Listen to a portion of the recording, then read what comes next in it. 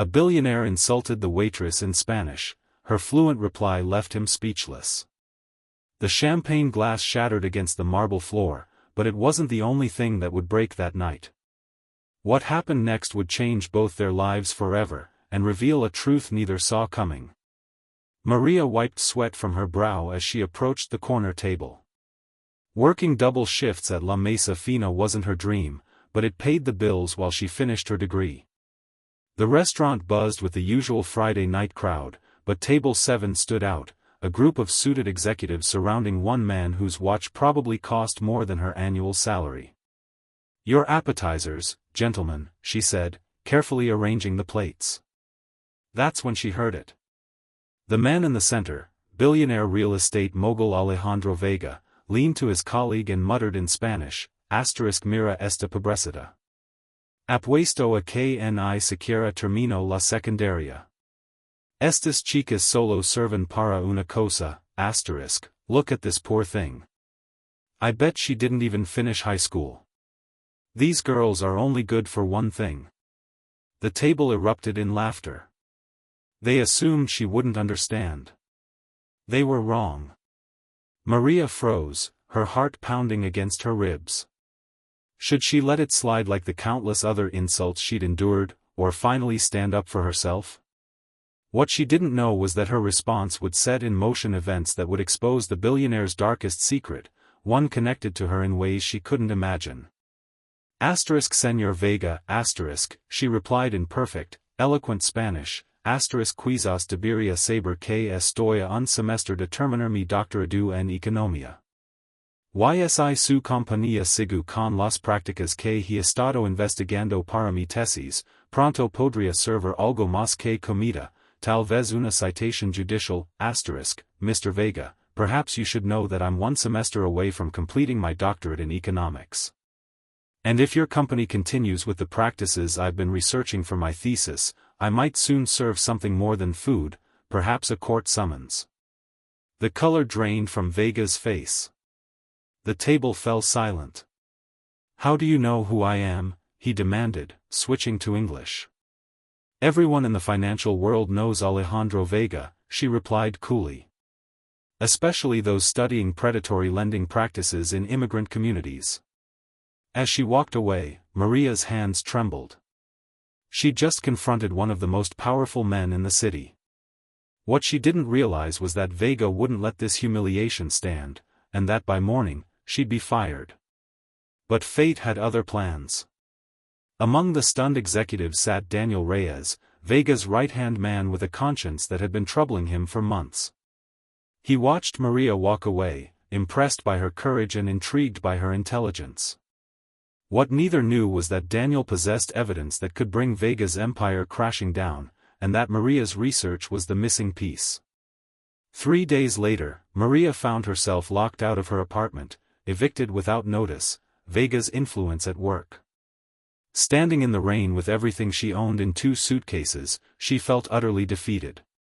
That's when a black car pulled up beside her. The window rolled down, revealing Daniel's face. "Need a ride?" "I don't accept favors from Vega's people," she said, turning away. "What if I told you I'm not his people anymore? And that I have documents that prove everything your research suggests?" Their eyes met, and something electric passed between them. Trust didn't come easily to Maria, but desperation and determination made strange allies. "Why would you help me?" she asked. Daniel's expression darkened. "Because 20 years ago, my mother lost everything to one of Vega's schemes. I joined his company to find evidence, to make things right. I never expected to find someone fighting the same battle." What began as an unlikely alliance soon blossomed into something deeper. As they worked night after night compiling evidence, their shared purpose evolved into shared glances, lingering touches, and eventually, a kiss that neither had planned but both had wanted. "We could lose everything," Maria whispered against his lips. "I already found everything I never knew I was looking for," he replied. But their victory wouldn't come easily. The night before they planned to take their evidence public, Maria's research disappeared from Daniel's secure server. Worse, Photos emerged of them together, framed to suggest she was selling company secrets. "He's always one step ahead," Maria cried, collapsing into Daniel's arms. "My entire academic career is ruined. Everything I've worked for." Daniel held her tight. "Not everything. Not us." What they didn't know was that Vega had discovered their plan through his extensive surveillance network. And he was preparing to destroy them both, unless they surrendered every piece of evidence and signed lifetime non-disclosure agreements. The final confrontation came at the charity gala Vega hosted annually to whitewash his reputation. Maria and Daniel arrived uninvited, causing whispers throughout the ballroom. "You have some nerve," Vega hissed, pulling them aside. "So do you," Maria replied, her voice steady despite her racing heart. "Destroying lives while pretending to save them with your charity."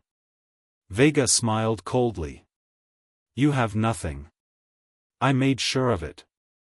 That's when Daniel revealed their final card, the one thing Vega never expected. "We don't need the evidence anymore. We found your victims. All of them. They're outside right now, ready to tell their stories to every reporter in the city." For the second time, Maria watched the color drain from Vega's face. But this time, it wasn't just embarrassment, it was fear. "You wouldn't," Vega whispered. "Try us," Maria replied. "Or you can make things right. Return what you stole, with interest. Fund real programs that help the communities you exploited. And step down from your company." What Maria didn't mention was the personal connection that had driven her all along. Her own grandmother had lost her home to one of Vega's early schemes, a fact she discovered while researching her thesis.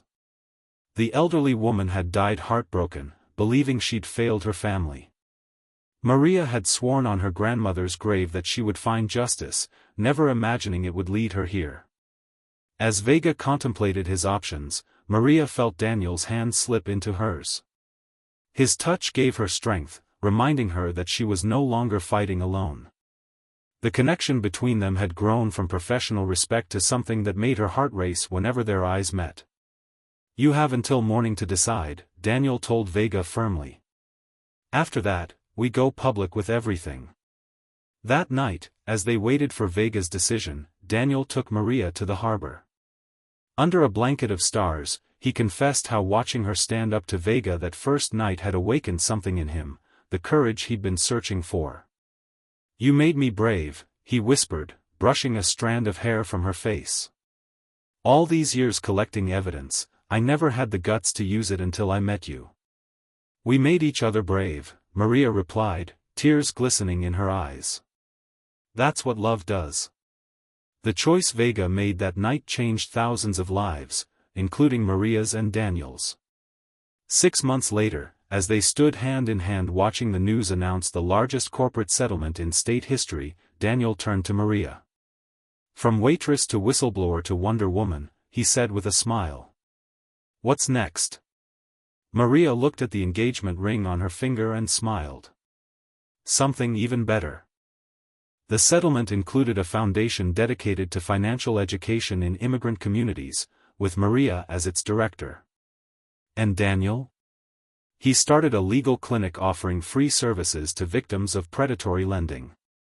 Their wedding was small but meaningful, held in Maria's grandmother's neighborhood, with many of Vega's former victims in attendance. The most unexpected guest was Vega himself, humbled and transformed by his fall from power.